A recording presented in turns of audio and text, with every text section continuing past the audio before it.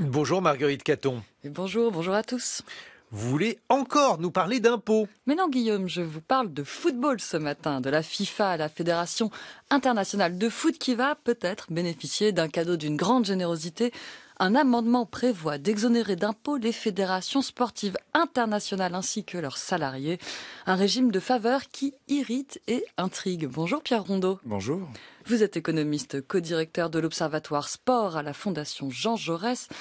Il y a comme un imbroglio politique à démêler pour commencer. Selon le journal Les Échos, qui a révélé ce dossier, cette niche fiscale a d'abord été présentée au Conseil d'État, qui a vu rouge, je cite nos confrères.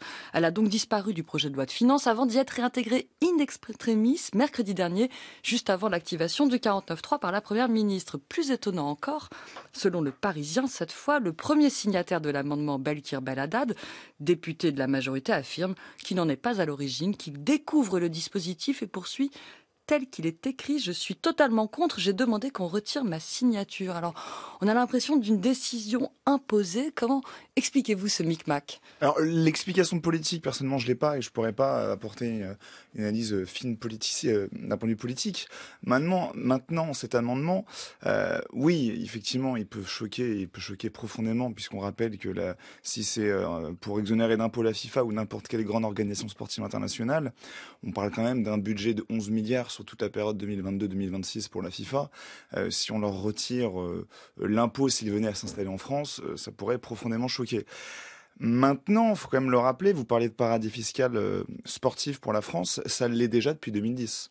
Rappelons que depuis 2010, et ça a été ensuite sous Nicolas Sarkozy, prolongé sous François Hollande et prolongé sous Emmanuel Macron et en cours jusqu'en 2027, non pas les fédérations, mais les compétitions internationales ne payent pas d'impôts. On a eu l'Euro 2016, l'UEFA n'a pas payé d'impôts, la Coupe du Monde féminine de football, la FIFA n'a pas payé d'impôts, on a la Coupe du Monde de rugby, World Rugby ne paye pas d'impôts, on va voir les Jeux Olympiques, le CIO ne paye pas d'impôts, on est déjà en soi un paradis fiscal. Là où il va y avoir une évolution, alors non pas une amélioration, mais une évolution, c'est que on va plus directement s'adresser aux compétitions, on va aller directement auprès des fédérations. Et les fédérations pourront s'installer en France sans payer d'impôts. Et oui, et même quand on découvre les signataires de cet amendement, le 5414, il y a même la présidente de l'Assemblée nationale, Madame Braun-Pivet, qui a signé cet amendement. Il y a beaucoup de députés de la majorité qui ont signé cet amendement. Donc, il faudrait directement leur poser la question à savoir ce qu'ils en pensent et comment ils argumentent sur ce sujet. Mais en tout cas, politiquement, c'est vrai que on peut se poser des questions de la finesse de cette décision. Pourquoi dit-on que la FIFA est particulièrement visée par cet amendement ? Parce que depuis 2018, maintenant, on sait qu'Emmanuel Macron fait beaucoup pour attirer la FIFA et tente de ramener la FIFA à Paris. Rappelons que la FIFA, qui a été créée en 1904, était présente et localisée à Paris jusqu'en 1932. Le siège historique de la FIFA, c'est Paris. La France est à l'origine de la création de la Fédération internationale.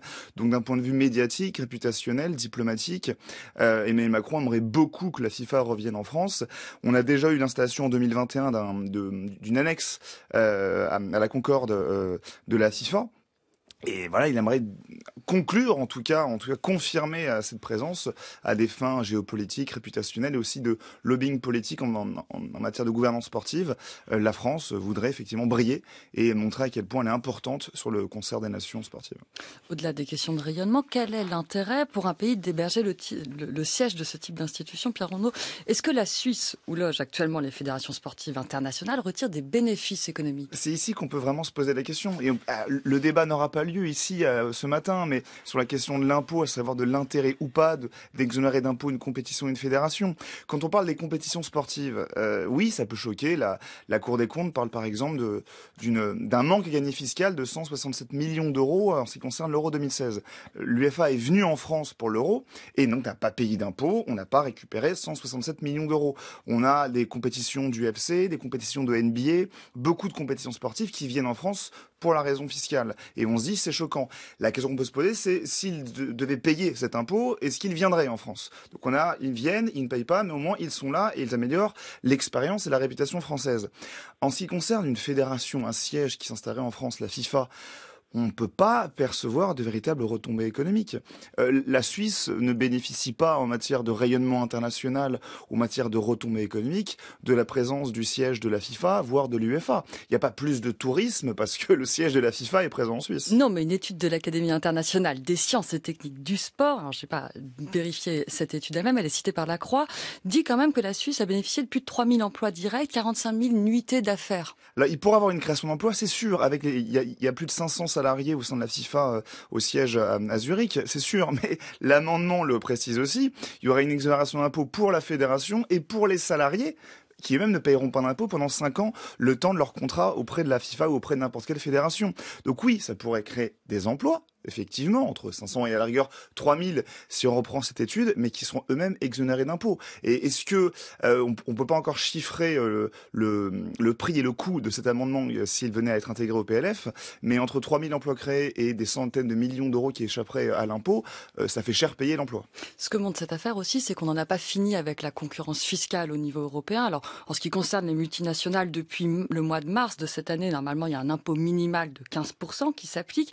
C'est pas du tout le cas pour les autres organisations du type association, parce que c'est ce que sont ces fédérations internationales sportives. Alors oui, alors ce qui est précisé, si vraiment on veut rentrer dans le détail dans l'amendement, c'est que l'impôt échapperait lorsqu'on parle de gouvernance sportive et de soutien de la pratique du sport.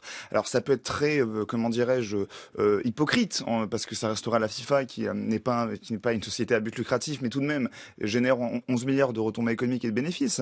Mais l'amendement précise que l'exonération fiscale serait dans le soutien de la pratique du sport.